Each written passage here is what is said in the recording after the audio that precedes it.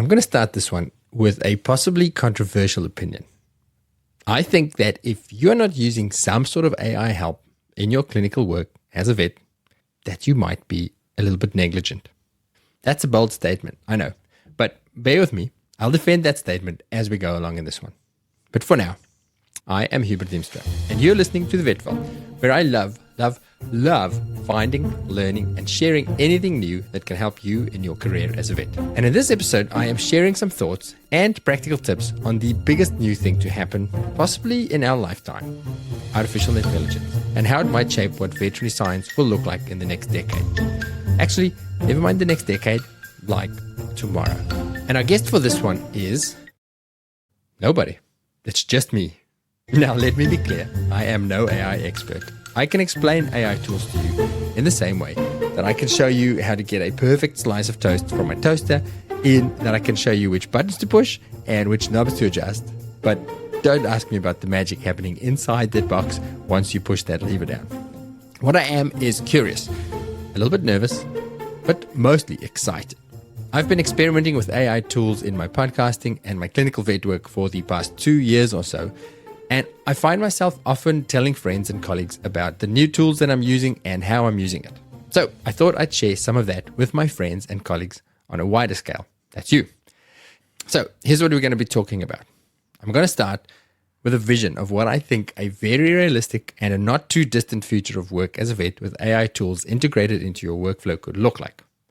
Then I'm going to get practical by showing you how I use a few of my favorite AI tools right now. Simple, easy stuff that you can use immediately. And by show, I mean that I'm actually going to show you on a video.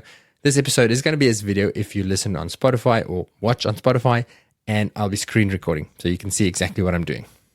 If you're audio only, I think you're still going to get the concept, but you'll probably get a little bit more from video. I'll give you a heads up when I switch my screen recorder on. And then I'm going to wrap up with a little bit of philosophical musing of what this could actually mean for us as vets. And I mean existentially mean for us at vets, which I think is a huge question. Now, before we jump in, just a quick reminder of our New Zealand Snow Conference from the 10th to the 15th of August. We're going to be hosting some top-notch education, definitely some live podcasting, but also long gaps for exploring, skiing, fishing, or just chilling in one of the world's most spectacular locations, that's Wanaka in New Zealand. We can only take 80 people in total, and we've currently sold about 55 of the tickets. So tickets are going to run out. Don't dilly-dally on this one. Go to Vets on Tour, that's all one word, vetsontour.com for your tickets. Oh, also just a quick thank you to our 2 key sponsors for this event, which is IDEX and Hill's Pet Nutrition. Drinks are on you guys. Okay, let's get into our episode for today.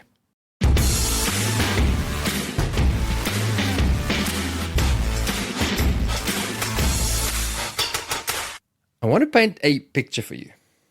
Imagine your client arrives in the waiting room.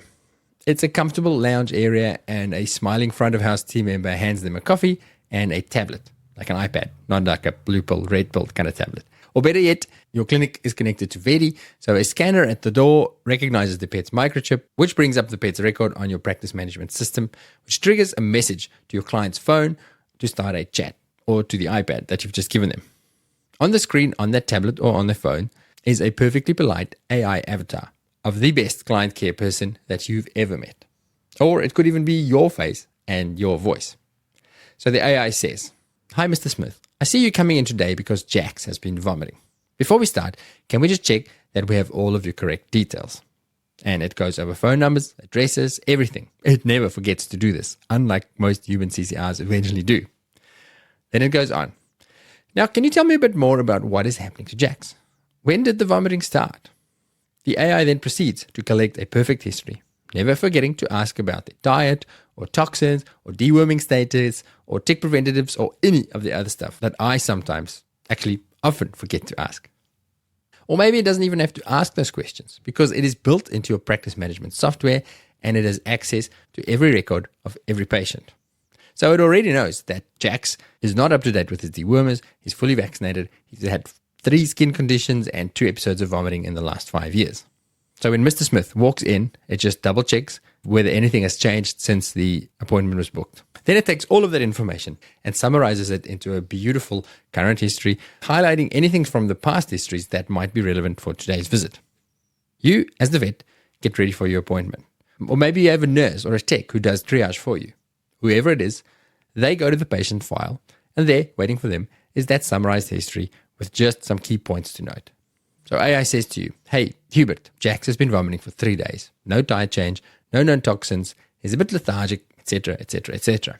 And because it has knowledge of that patient records in your PIMS, or even better, the entire patient history from every vet it's ever been to, because it is integrated with Veti, it adds things like, note that Jax is 9 months overdue on his parvo vaccinations. And I can't find any information on deworming. I've also seen 3 previous visits for non-specific vomiting for Jax, and the most recent one 3 months ago. But maybe it even goes beyond that, because your AI also has knowledge of the most up-to-date clinical knowledge. Not a textbook from 5 years ago, not knowledge from when it graduated vet school 15 years ago. It has knowledge from reading all of the newest studies up to 10 minutes before your consult started. So, attached to your history is a summary of some key pointers. Hey, Dr. Hugh, Jax is vomiting quite a bit. I see that at his last visit, his sodium and potassium ratio was on the edge of normal, and notable also a lack of deworming. So I'd consider checking his electrolytes to make sure he's not a sneaky Addisonian patient, and maybe starting with some fecal tests. Let me know what you find on the clinical exam. So you go in, you start your consultation. You have just saved yourself 5 to 10 minutes of history taking, and you can go straight to connecting with this client, doing all the vitally important trust-building exercises and not getting bogged down and standing there with your notebook or your computer and saying, well, when did the vomiting start? How long has it been vomiting? Let me read through the history to see what happened last time. Time saved, more efficient, more connection. And maybe during the consult, you even have the AI open somewhere in the background. The client knows it, and you know it, and you and the client and the AI all interact together. Let's give our AI a name. I picture it integrated throughout the hospital like Iron Man's AI, Jarvis. So let's call ours Jarvis as well. So you examine Jax, you ask a few more questions, you chat to the owner, and you chat to Jarvis. You say, hey Jarvis, Jax is quite painful mid-abdomen, and his membranes are a little bit tacky. I think we should do an ultrasound scan and run some bloods. Let me start with those fecals though. Jarvis, can you talk to Mr. Smith about the practicalities and the cost of blood gas and a scan while I go and get those fecals running? Mr. Smith, I'll be back in 10. In the meantime, you can ask Jarvis any questions about what we've discussed so far. I'll be back to clarify anything that's not clear, and then we can confirm a plan. So you go and run the fecal test, and you collect blood, and you run the bloods, and of course all of your equipment is connected to your PIMS. So as those test results comes in, Jarvis adds it to the record and highlights any points of concern and creates a lovely list of DDs for you. You double check the results and anything of concern on the clinical examination. You spend more time connecting with the owner, you reassure them, and you go back out and you do the scan and you cut that sock out that Jax has eaten. And of course, by the end of all of this, your notes are already done for you, plus a discharge form for the owner. And if you wanted to refer anything, there's a referral letter ready for you to check over, tick the box, and hit send.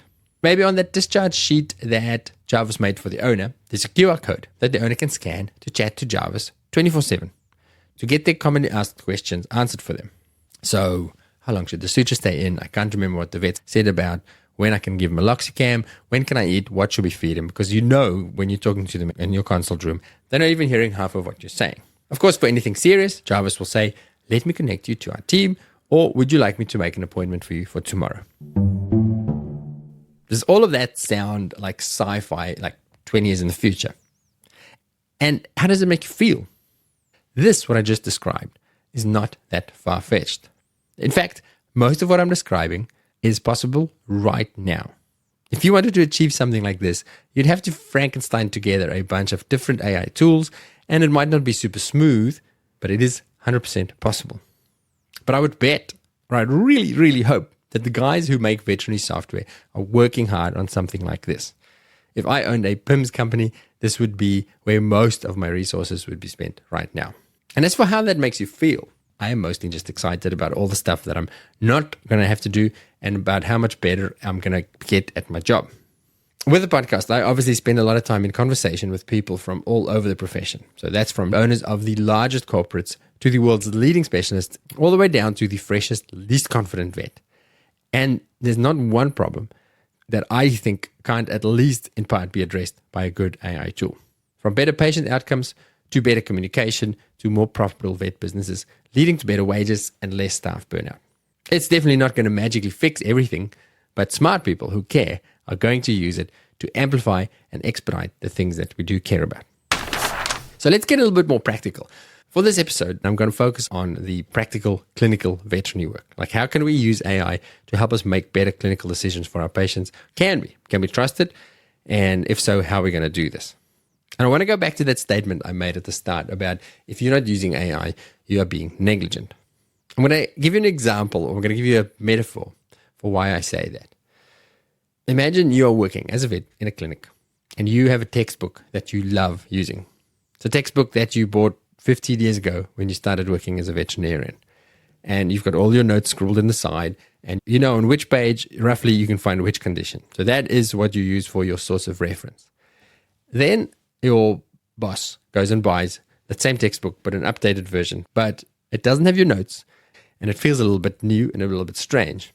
So you choose to stick with your old textbook, even though a lot of stuff has changed since 15 years ago until the newest version of your textbook has come out. You stubbornly decide that you're uncomfortable with the new textbook. You're going to read that old textbook. Another way to look at this would be your boss is super forward thinking. They've got a big team of GP vets, but they want more information and more support for the vets on the floor. So they go hire a medicine specialist or an ECC specialist or somebody who really is up to date with their stuff and almost guaranteed knows a lot more than you, the vet, working on the floor. But you, in your ego or ignorance or discomfort because you're too shy to ask or for whatever reason, decide that you're going to plod along doing things the same way that you're doing it, never asking the input of that specialist who's just sitting there ready to help you. You wouldn't do that, would you? You're going to ask for help.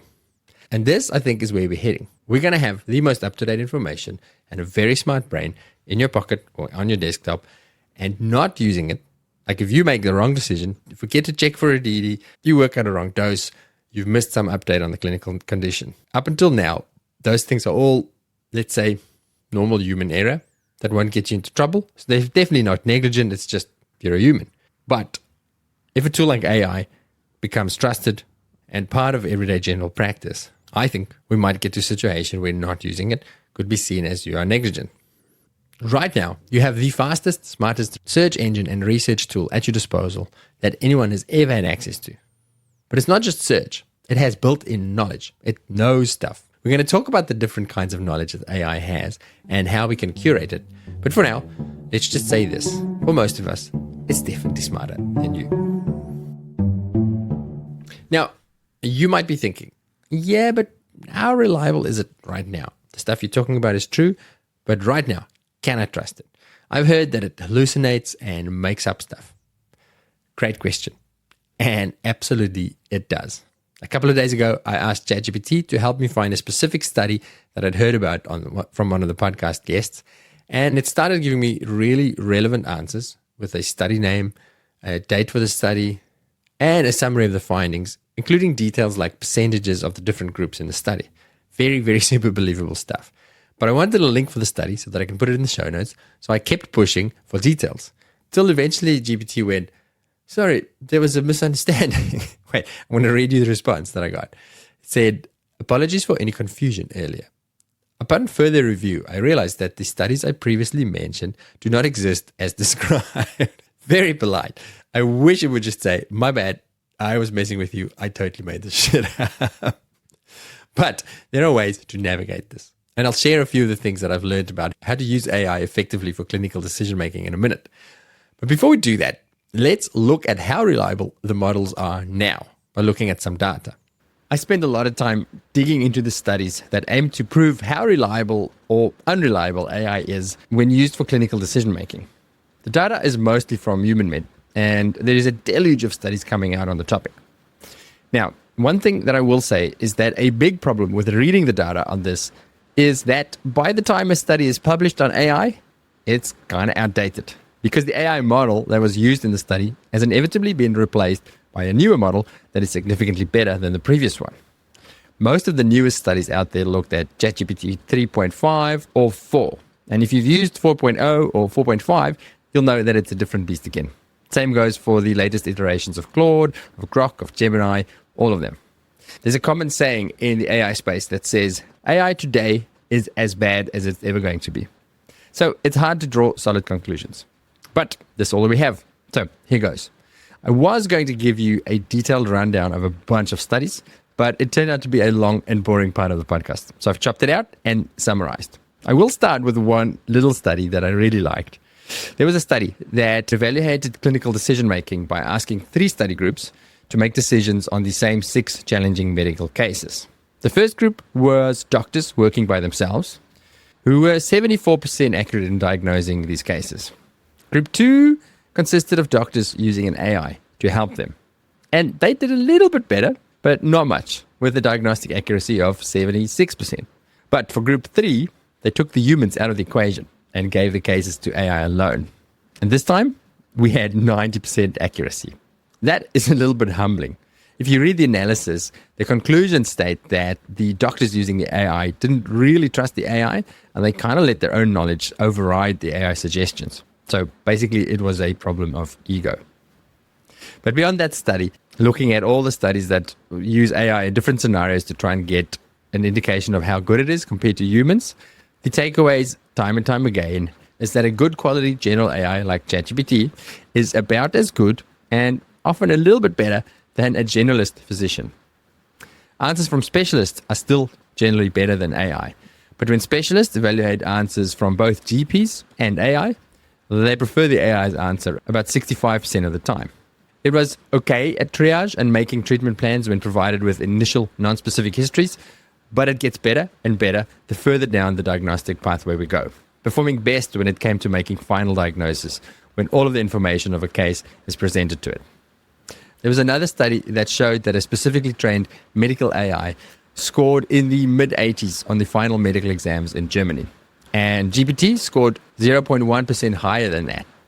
Now, 85% isn't 100%, but my question is, what did you score in your final exams? I found one study that compared MedPalm 2, which is a large language model fine-tuned on medical data, with ChatGPT 4. They found that better prompting of GPT-4 led to better answers compared to more training of the medical model. In other words, better questions led to better answers, more so than giving it more specific knowledge and more information.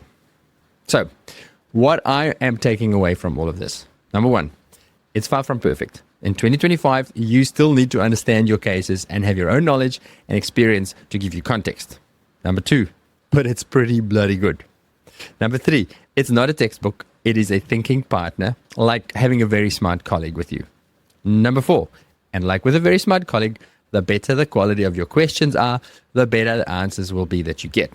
This is why I think we will not be replaced yet. Your clients are going to use it. They're already using it to get some very relevant information, but they don't know which questions to ask. We'll circle back to what I think our roles are going to look like in future, but I think provider of context and information filter are definitely high up on our list of tasks that we still need to do. Something that I want to double click on is the difference between those general AI models that have been trained on all of the knowledge in the world versus the subject-specific models with a limited knowledge based on your choosing.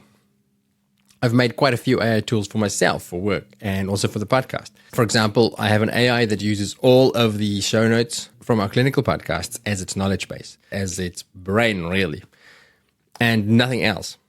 So I can ask it questions that relate to things that we covered in the podcasts, and it will pull information from all of the relevant notes.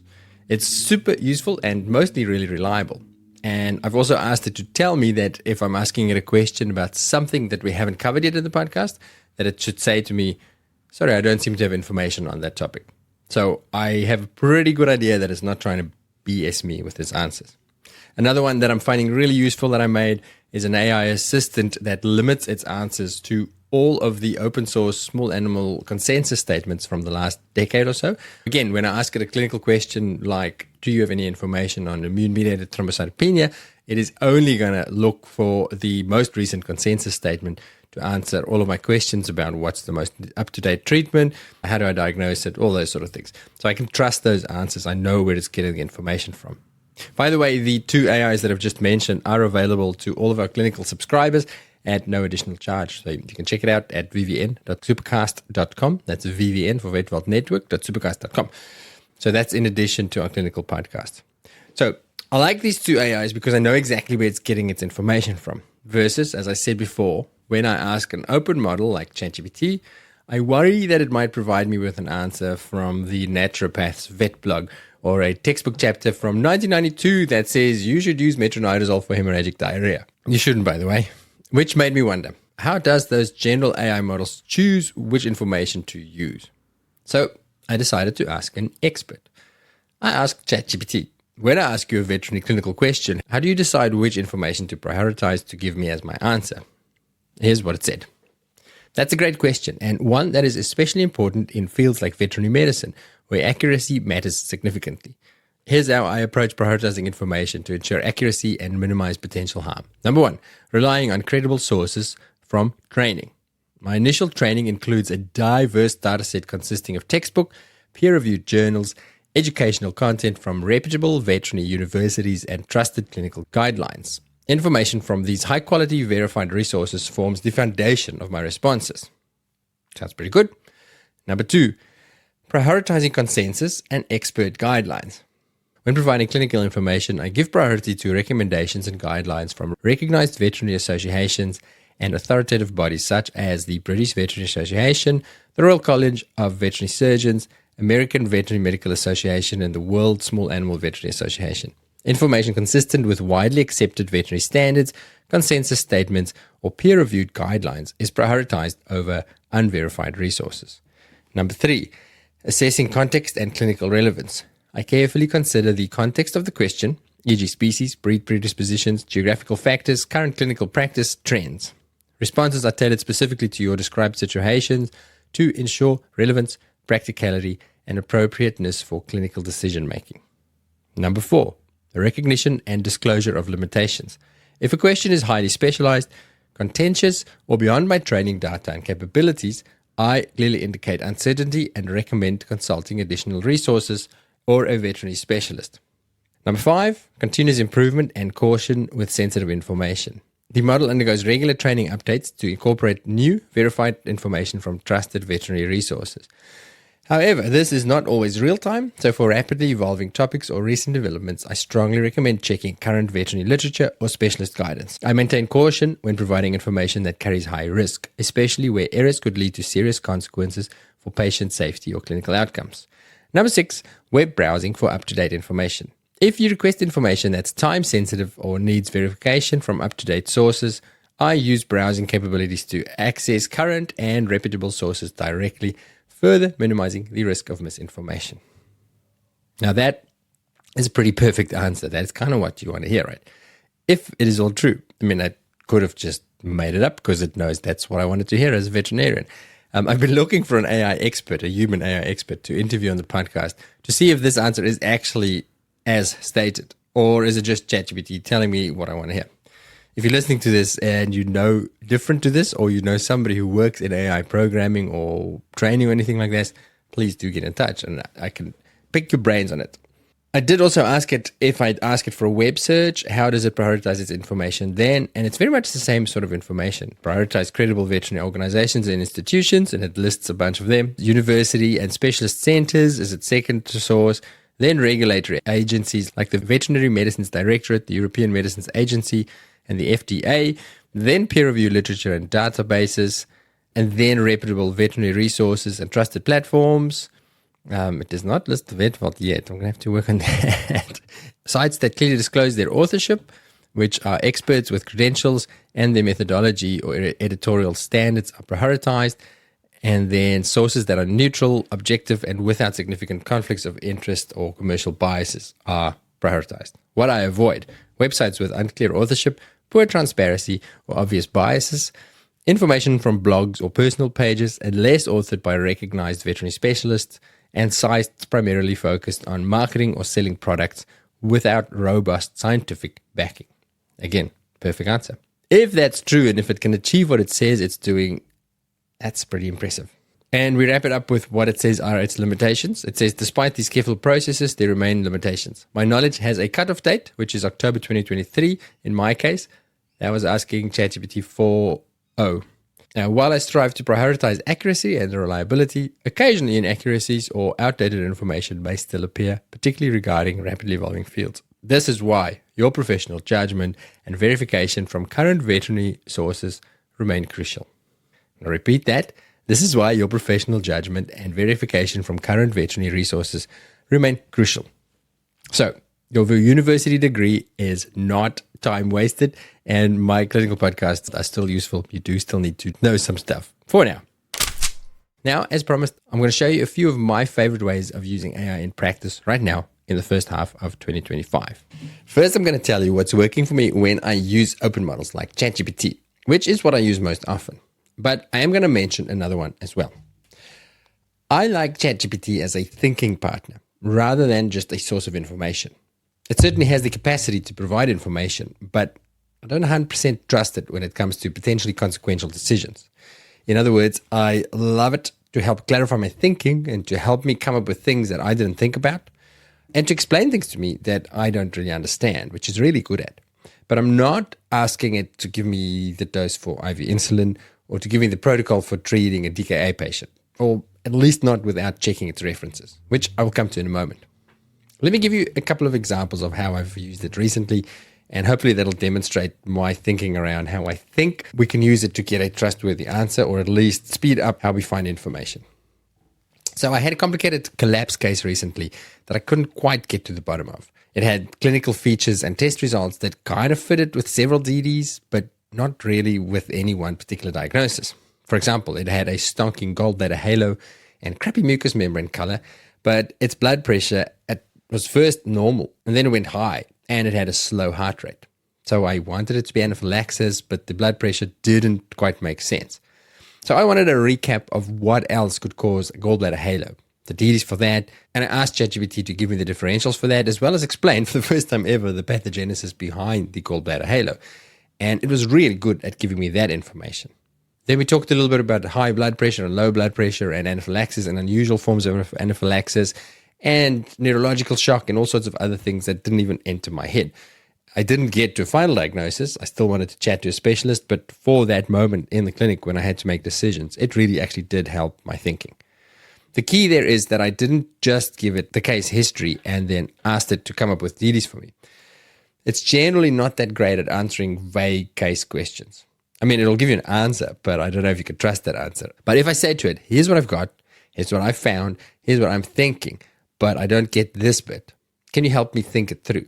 What are alternative explanations for this? What am I not thinking of? That's when I'm finding it really, really useful. I also love it for, can you explain this concept to me? Explain it like I am a primary school kid. I also really am loving AI to help me with calculations. So things that I can do, but I don't do that often. So it usually means I've got to find a textbook or Google a formula and do the fairly complicated maths of figuring it out versus just saying, here's my patient weight, here's what I want to achieve, can you work it out for me? So it's great for things like converting units of measure, like millimoles to milligram per kilogram, or dosages that uses percentage instead of milligram per mil, and filling in all sorts of fancy equations. Again, if it was for a drug that could kill my patient, like potassium or insulin or something like that, I'm doing it myself. And then I'm using AI to double check me, which is actually really also very nice. If I've done it and instead of doing it 3 times like I normally would, I do it once and then I give it to ChatGPT. And if it agrees with me, then I'm like, sweet, I'm probably right. But for the other stuff that's not that critical, it really speeds up my day. It's also proving really useful for helping me interpret complicated test results quickly. For example, the other day, I was reviewing a case where the history included a low-dose DEX test, but without the interpretation. And I was trying to figure out if my patient could potentially be an adrenal-dependent cushingoid. So I just gave the results to ChatGPT and I asked it to interpret the test and tell me if I could draw any conclusions about pituitary versus adrenal-dependent Cushing's. And it gave me a perfect answer. Long explanation of why I couldn't really tell, including what my next steps would be. Something else I've been doing more and more is to help me summarize long history and find relevant information in that history. You know, when you take over a case and there's like 4 years worth of history and a lot of it relevant and most of it irrelevant to what you're trying to figure out, and it takes you 30 minutes to skim through it and to find those old test results and how did the skin respond to the steroid treatment and have they done this and this and this. And even then, it's really easy to miss some critical detail somewhere. But for the last week or two, I am downloading those histories and giving it to chat to summarize for me and look for critical information. And then I can actually ask it questions about the patients and it will, like that, give me the answers. So last week, I gave it a very long history for a skin case, and you know how long those can get. And then I could ask it questions like, when was the last time it had bread? Did it respond to the bread? How often is this dog coming in for events like this? Have we done a diet trial? Have we discussed referral? Has it had allergy testing? All those sort of things. Really, really useful to getting me ready for the consultation. Specifically, great for emergency where you will sometimes get those long histories for, dog's been in hospital for 3 days, had surgery, had 1,000 drugs, and you can pop it into ChatGPT or whatever your AI of choice is and just go, when was the last time it had Serratia or Mifterone? Can you check for any adverse reactions? Anything in the history that I should be aware of? Fantastic. And then finally, information finding. I know I said at the start that I'm wary of using it to source information, but there are ways to do this that makes the output more trustworthy. Here's a few tips of what I'm finding really works for me. In case you didn't know, there is a button in ChatGPT that will send it specifically on an internet search instead of just using its own knowledge. I'll try and remember later to point it out when I share my screen, but really just in that bar there where you type in your question, you'll see there's a little plus sign and then there's a little globe, a little circular thing that says search, the classic web symbol icon. You click that and it's going to search the web instead of just using its own brain. So it's basically like getting AI to do a Google search for you. What I like about it is that it will give you the links where it's getting its information from, so you can go and double check it. Is it from a journal article or is it some random blog post? The key thing here is to always ask for references, even if you're not searching the internet. So even if you're using its own knowledge and you want to double check something, you can always say, can you please show me your reference for this information? It's a great way to call BS on something, and it makes sure that it's not just hallucinating and making stuff up. Like the story I told you at the start of this conversation when it just made up an article until I specifically asked it, can you please show me a reference for the article? And that's when it went, I actually don't have a reference for the article. 2 quick pro tips for using AI as a search engine. You can ask it to limit its answers to specific kinds of information, like scientific literature or publications from academic institutes, which will give you less information, but more trustworthy info. And again, make sure you say to it, show me your references. Otherwise, it might just make up a whole new study for you again. The other tip is to use a tool called Perplexity. There's a web-based app. You don't have to download anything, and it is free, or that you can use a certain number of searches for free per day. So it's Perplexity, Perplexity. And that is an AI site that is trained just to search. I think it still uses ChatGPT as well as Claude and another couple of AIs, but somehow they've trained it to be very good at deep searches. Whereas GPT can be a little bit lazy, and then it can sometimes just consult 4 or 5 resources, where Perplexity will often look at something like 20 resources. Perplexity is also better trained at being fussy about where it gets information from. Plus, you can select different search modes. So instead of having to prompt it to say, just look for academic papers or something like that, you can select a mode that says search the entire web, or just academic papers, or social discussions like Reddit or things like that. And like a GPT search, it also provides you with detailed links for every answer that it finds for you. So you can go and double check the ones that you really want to. Basically, Google is dead. Although, having said that, most Google searches now is also backed by AI. Then there is the other way of using artificial intelligence, and that is to put it in an assistant of some sort that uses just a very narrow defined knowledge that you give it. So in other words, you can make your own AI assistant of some sort. Now I'm going to share screen to show you how I do it. There's a couple of ways of achieving it. I use this all the time. I told you earlier about the consensus statement bot, as well as what I call the key to the vet vault, where I have the show notes that people can search. And that's basically how I use it. And there's a couple of ways of achieving it. So give me a second. I want to pause this, and I'm going to screen share, and we will go through it. All right. So the first way of making your own AI tool. So if you've not come across Google's NotebookLM, then you're missing out. I want to talk about a couple of ways that I do use, or have used, and think that you could use Google NotebookLM. So a little bit of background. Google NotebookLM, as the name suggests, it is a Google product. To use it is free, but you do need a Google account. So a Gmail email address really is what it comes down to. You can use it as an individual user. There is also a paid version that gives you a lot more data. Basically, you can ask a lot more questions and use bigger sources.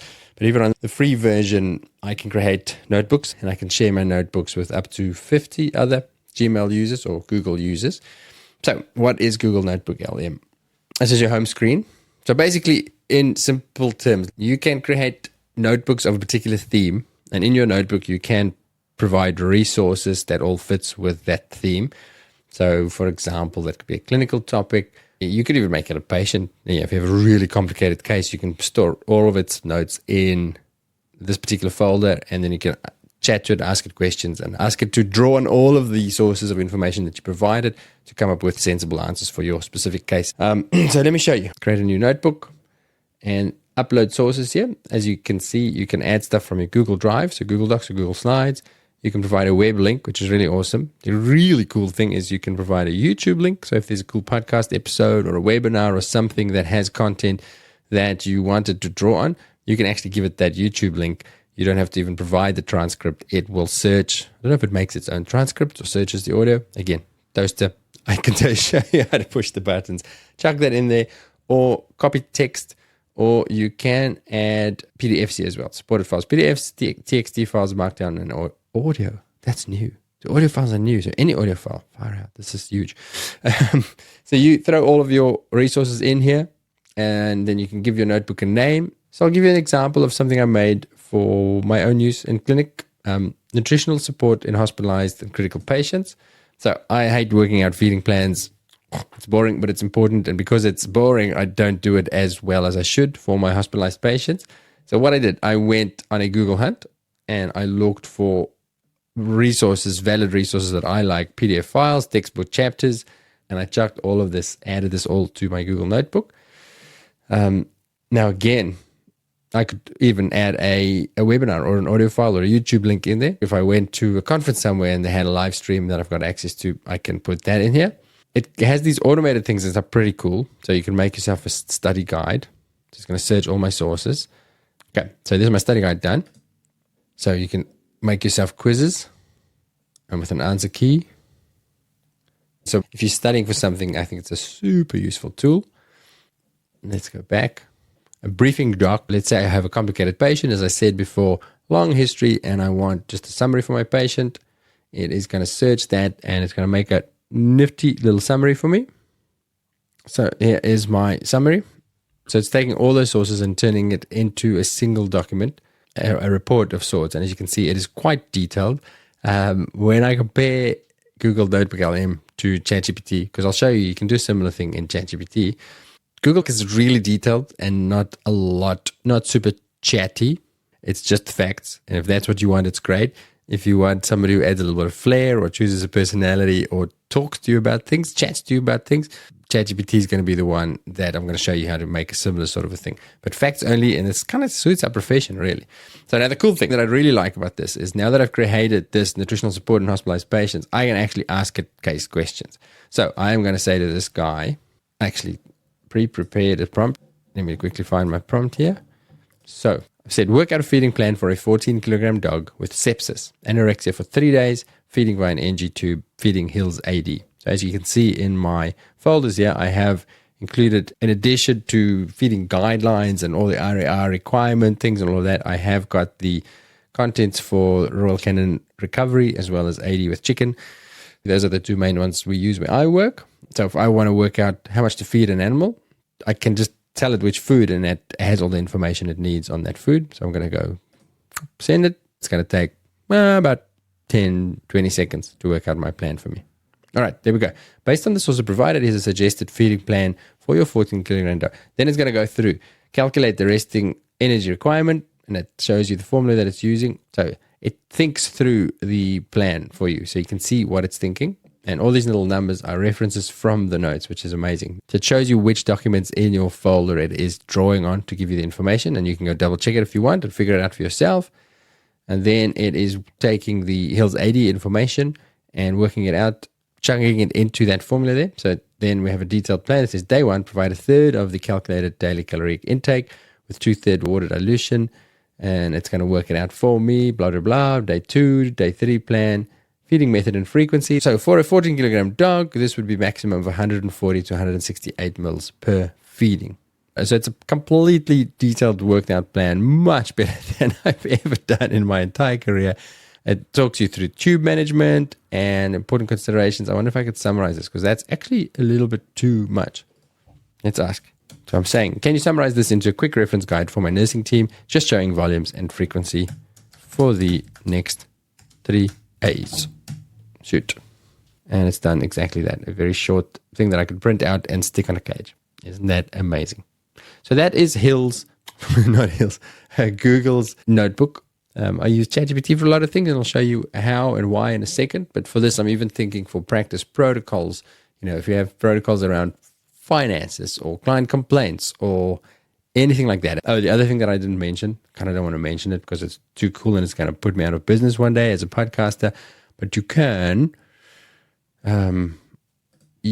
generate a deep dive conversation or an audio guide. So you can turn all of this basically into a podcast. So you can make yourself a podcast on any topic you want. Let's say I want to learn a little bit more about sodium problems in dogs. Chuck it a bunch of information, say generate a deep dive conversation, and it's actually not bad at all. I don't know if you can change the voice now, but you can listen to it in your car and update yourself. Okay, the next one, and the one that I use most often is ChatGPT. I'm sure there are other softwares out there, but I'm comfortable with ChatGPT. I've been using it for a while, and I get great results with it, so that's what I'm going to show you. So I am on ChatGPT on the paid subscription. That is about $20 a month, and I'm going to show you why I am on the paid plan, why I like that versus just the free plan. The free ChatGPT is still an amazing tool, but for what I want to achieve with it and for how I think you can use it in practice, I think there's definitely value in the paid plan.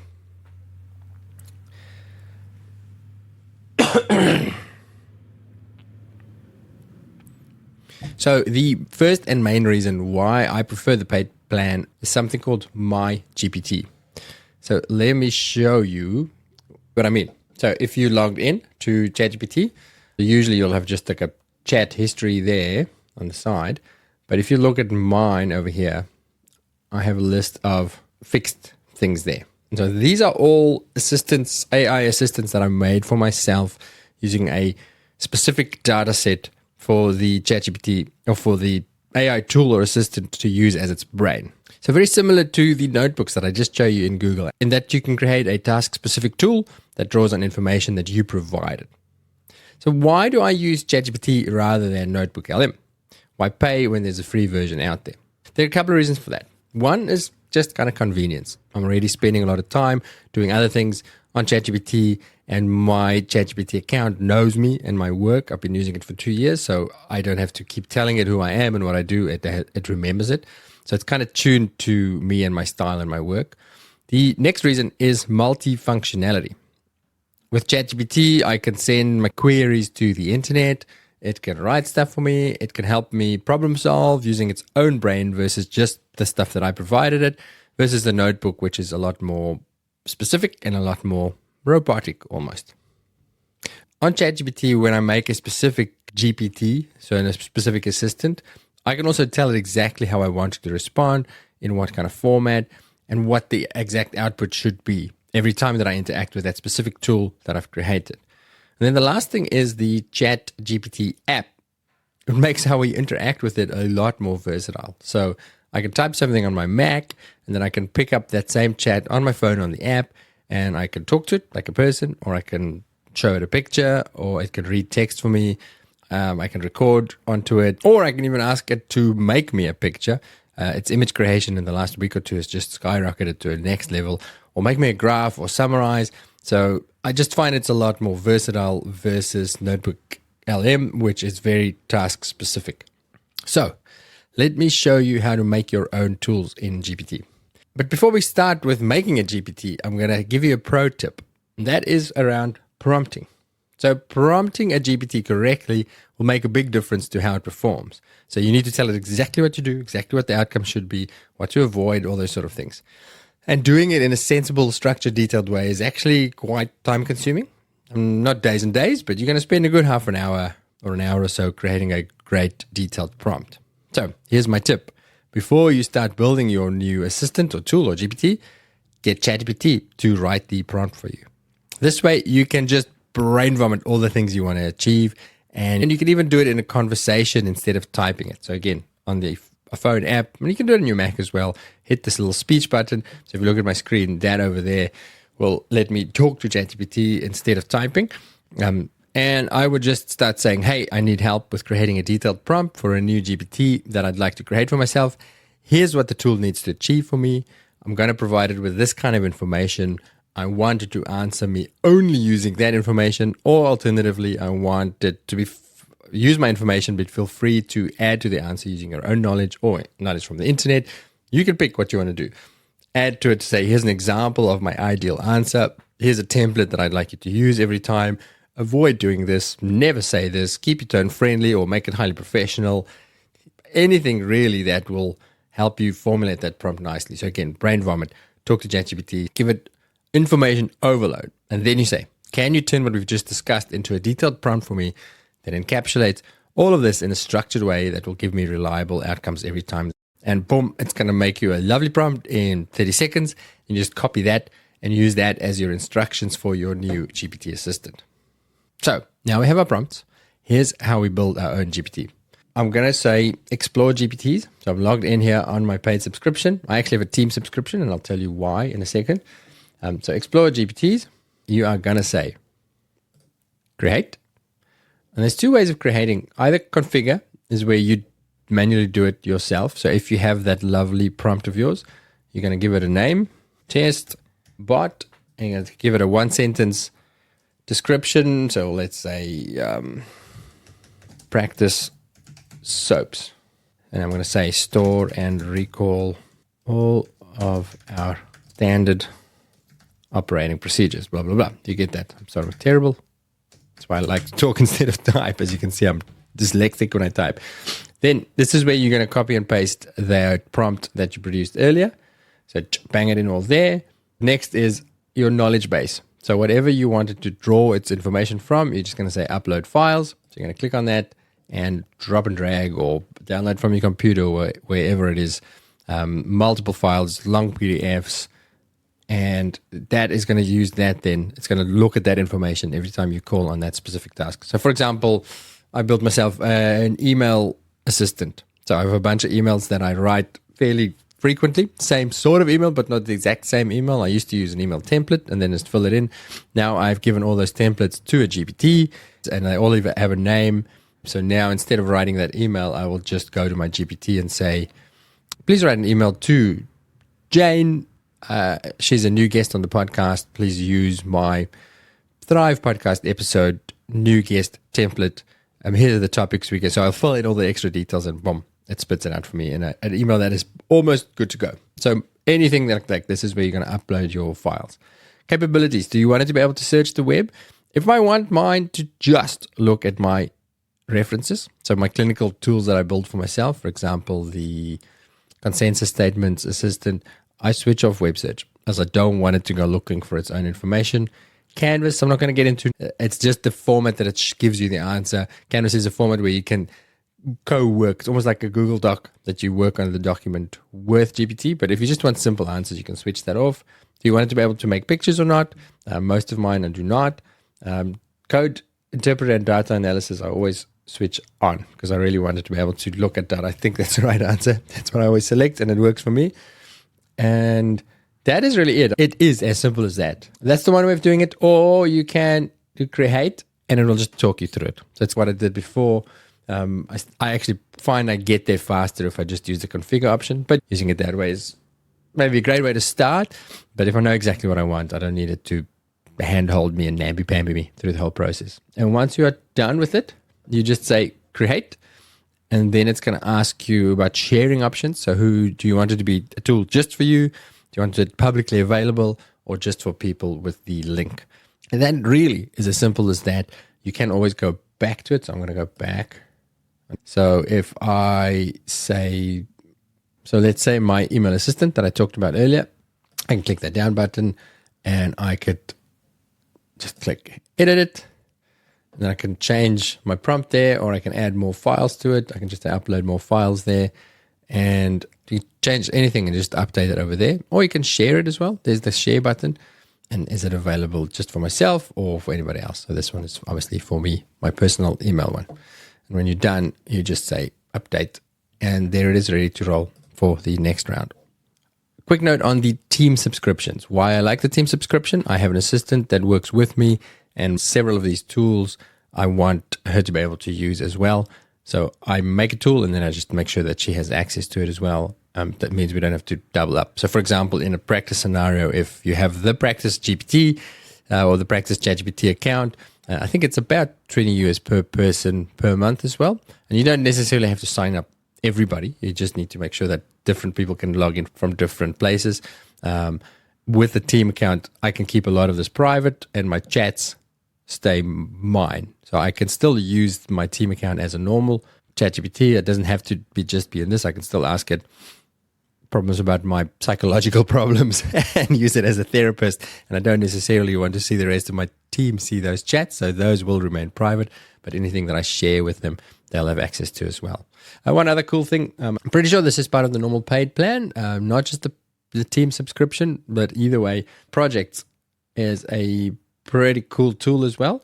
So it's kind of like a GPT, but not so much for repetitive tasks. It's more for a finite, or this is the way I use it, a finite start and end date project that I need to use, but I need to keep a lot of information in the same little box so that I can refer back to it later.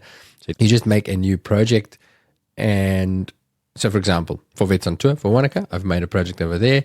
So these are all my different chats within that project. And the same thing, I can open my project and I can add files to it. So speaker bios and information about the venue and flight tickets and all those sort of things. And that will remember that. So I can just, instead of having an open chat, I just go into my file and I'll say, hey, can you tell me what time I'm flying again? Or what did we say the pricing was? Or can you please create a structured program based on this is pretty much exactly what I've been using it for. So a really cool way. And this is not shareable, unfortunately. It would actually be quite cool to share it with the rest of the team. But for now, this is a private thing just for yourself. So in terms of how I think you can use this, obviously there's the clinical tools. The ones that I've built for the team, I've built on a different platform, still with OpenAI, but that I've built for my subscribers. So like the Key to the Vet Vault, which has all the show notes, or the consensus statement. You won't see them here because they actually hosted somewhere else. That's a conversation for another day. But if I owned a vet practice, if I was working full-time in a vet practice or owned one, things that I think about immediately, how this would be super useful for a team would be, I mentioned SOAPs there. So let's say standard operating procedures, like how do we deal with this situation? What's our policy on refunds? How do we log into the server if we get logged out? What's our contact at the drug supplier? What's our backup supplier if we can't order prednisolone from supplier X?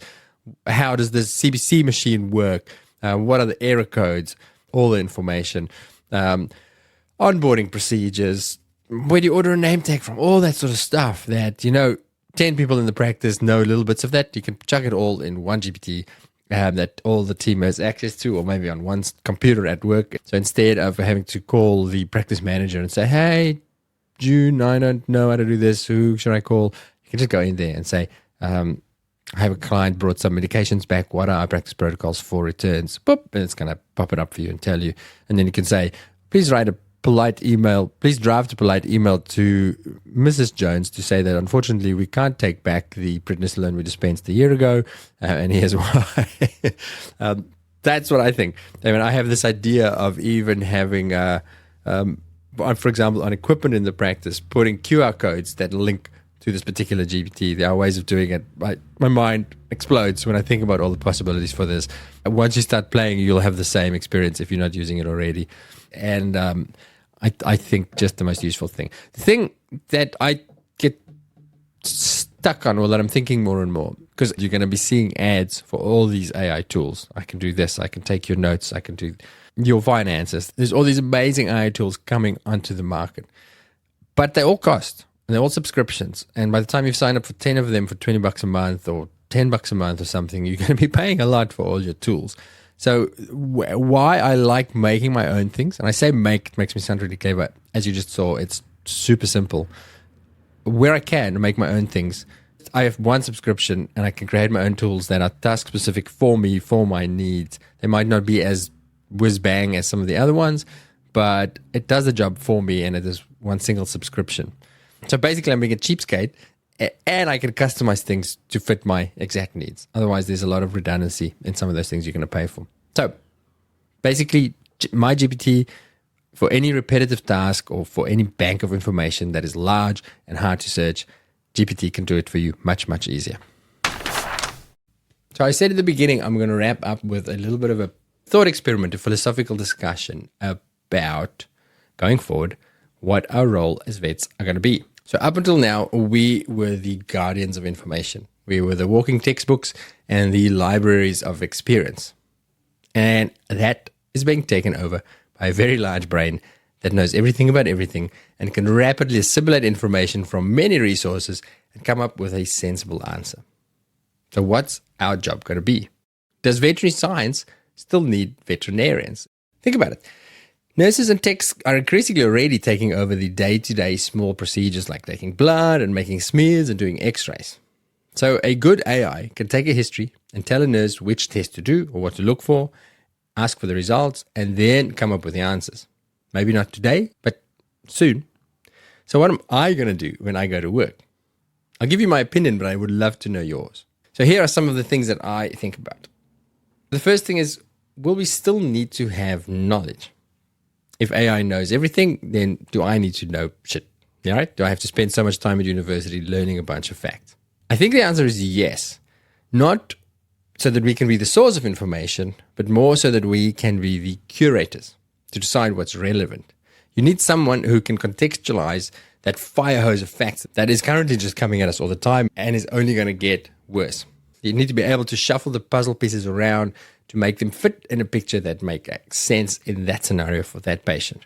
And as I said before, to get good answers, you need to ask the right questions. And you can't do that without expertise. But what we don't need is to remember a lot of facts anymore, which I think is very relevant when it comes to how we select our future veterinarians. Until now, you get into vet school based on your high test scores, which in turn is based on how good you are at memorizing and regurgitating information, right? But that skill is now rapidly becoming obsolete. But what an opportunity. What if we can select for curiosity, for problem-solving skills, for leadership skills, for lateral thinking, and technical skills, surgery, making stuff, building things. And we can even start selecting for things like resilience and empathy and generalized human skills like emotional intelligence. And speaking of those human skills, that study that I mentioned right at the beginning, where the AI outperformed the doctors in case management. Well, in that experiment where the AI fell flat on its face, where it bombed out, was when it came to empathy. For now, empathy, reassurance, and trust building remain uniquely human skills. So I think that one of our most, if not the most important role for veterinarians going forward will be to be more human, to act as that human-machine interface. But here's the thing. As I alluded to a minute ago when we were talking about how we select future vets, many of us are not that great at empathy, reassurance, and trust building because we've been selecting for the humans that are a little bit more robot. So for those of us currently in the profession, this might be the time to really focus your CE hours on improving your human skills, your emotional intelligence, your communication skills, and your leadership skills. Because the vets with those skills, combined with a good level of comfort with utilizing AI, will be the ones that shine. And if not that, then definitely work on your manual skills like surgery or ultrasound. I think we've got a few more years before that's replaced. And there's one more human skill that I think will remain ours. That is combining ethical thinking and context. AI thinks algorithmically. There's the question, here are the facts, that's the right way of doing it. If A, then B, leading to C. If dog has spinal pain, then it needs an MRI and a CSF analysis. But does that make sense for that geriatric patient to have an MRI? And what do we do with the cost-constrained owner? Those type of questions, which we all know is like 90% of what we do, will still fall on us with our contextual thinking and our empathy to figure out. Here's something that I wonder about when it comes to AI taking over a lot of the work that we have to do for now. Can we make more money? We being everyone in the profession. If we can outsource half of our duties to AI at $20 a month, our efficiency and our productivity can massively scale. So one vet with 2 or 3 skilled techs and a good AI will be able to get the same amount of work done as a team twice that size. And any practice owner knows that wages are the biggest expense in running a practice. So if we halve our biggest expense, how does that change the business model? I reckon there are a few options here. A, we charge the same, revenue stays the same, but we halve our team sizes, and everyone's wages double. As an employed vet, that is obviously my pick. Alternatively, everything stays the same, and the practice owner doubles profit. Of course, there's a third option where the cost of running a practice decreases, and we decrease what we charge to make vet care more affordable. Or maybe it goes the opposite way, as pet owners increasingly use AI to solve many of their pet-related problems without our help. So they sit at home and ask GPT. So we lose all of those consults that end up with a just keep an eye for a day or two, or here's something for nausea, or some simple solution and something that doesn't end up in hospital or with major diagnostics. So we end up losing a lot of our revenue. So we just see the ones who need diagnostics and who need procedures. And we charge more for that to compensate for the loss of the others. Basically, by the time that somebody comes to you, they've sort of self-selected. It's almost like when you're a specialist and the GP's already seen something, and by the time they get to you, they know what they're up for, they know what they're going to have to do, and they are sort of mentally ready to fork out the money or get their insurance involved. I don't know which way it's going to go, but it's definitely worth thinking about, and I think really potentially a great time to change our profession into the profession that we want to be a part of and that we want to see, and the one that we can be proud of. And then there are some opportunities outside of clinical practice that might become more of a thing. First, we said that AI knows all the stuff and is up to date with what is new in the world of vetting, but it only knows stuff that we have figured out. So research will be absolutely essential. Conveniently, many aspects of research will become or are already much easier, making it more accessible to those of us outside of traditional scientific institutions. Suddenly, you can search and process large amounts of data in seconds, and you can have a very smart assistant who can help you with things like statistics and even writing papers for you.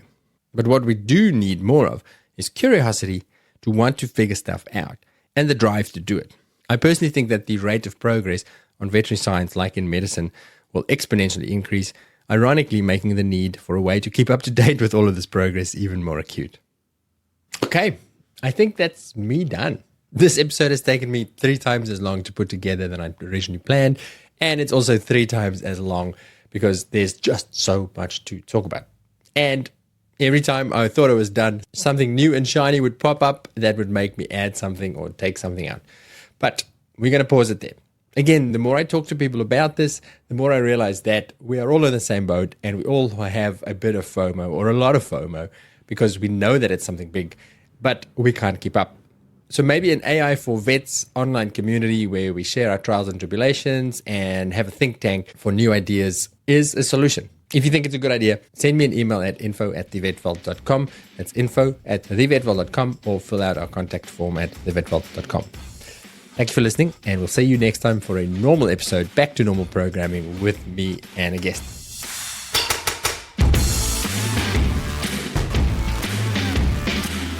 Before you disappear, I wanted to tell you about my weekly newsletter. I speak to so many interesting people and learn so many new things while making the clinical podcasts. So I thought I'd create a little summary each week of the stuff that stood out for me. We call it the VetVault 321, and it consists of 3 clinical pearls. These are 3 things that I've taken away from making the clinical podcast episodes. My light bulb moments. 2 other things. These could be quotes, links, movies, books, a podcast highlight, maybe even from my own podcast. Anything that I've come across outside of clinical vetting that I think that you might find interesting. And then 1 thing to think about, which is usually something that I'm pondering this week and that I'd like you to ponder with me. If you'd like to get these in your inbox each week, then follow the newsletter link in the show description wherever you're listening. It's free, and I'd like to think it's useful. Okay, we'll see you next time.